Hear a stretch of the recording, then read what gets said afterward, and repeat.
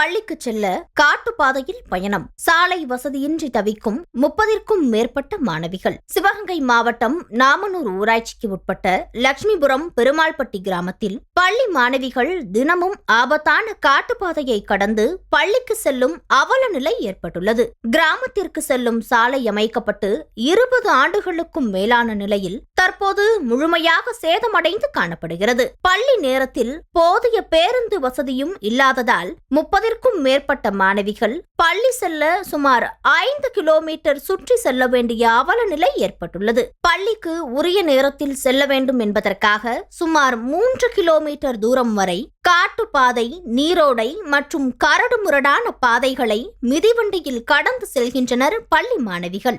மழை காலங்களில் இந்த பாதை மேலும் ஆபத்தாக மாறுவதாக மாணவிகள் தெரிவிக்கின்றனர். பெண் பிள்ளைகளை தனியாக அனுப்பவே அச்சமாக இருப்பதாக பெற்றோர்களும் வேதனை தெரிவிக்கின்றனர். சேதமடைந்த சாலையால் ரேஷன் பொருட்கள் வாங்குவதற்கும் ஆம்புலன்ஸ் உள்ளிட்ட அவசர வாகனங்கள் கிராமத்திற்குள் செல்வதற்கும் சிரமம் ஏற்பட்டுள்ளதாக பொதுமக்கள் கூறுகின்றனர். லட்சுமிபுரம் பெருமாள்பட்டி சாலையை உடனடியாக சீரமைத்து பள்ளி நேரத்திற்கு ஏற்ற வகையில் அரசு பேருந்தை இயக்க நடவடிக்கை எடுக்க வேண்டும் என்பதே அப்பகுதி மக்களின் கோரிக்கையாக உள்ளது.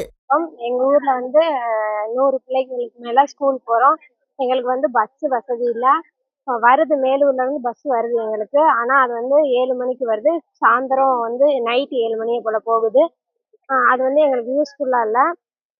அடுத்து நாங்க காட்டு வழியில தான் 5 கிலோமீட்டருக்கு மேல போறோம் ஸ்கூலுக்கு. அது மழையெல்லாம் பெஞ்சா எங்களால வர முடியல. நைட் ஆயிடுது. சாயந்தரம் 6 மணிக்கு மேலதான் வீட்டுக்கு வரோம். எங்களுக்கு அதுக்காக பஸ் எல்லாரும் விடுங்க.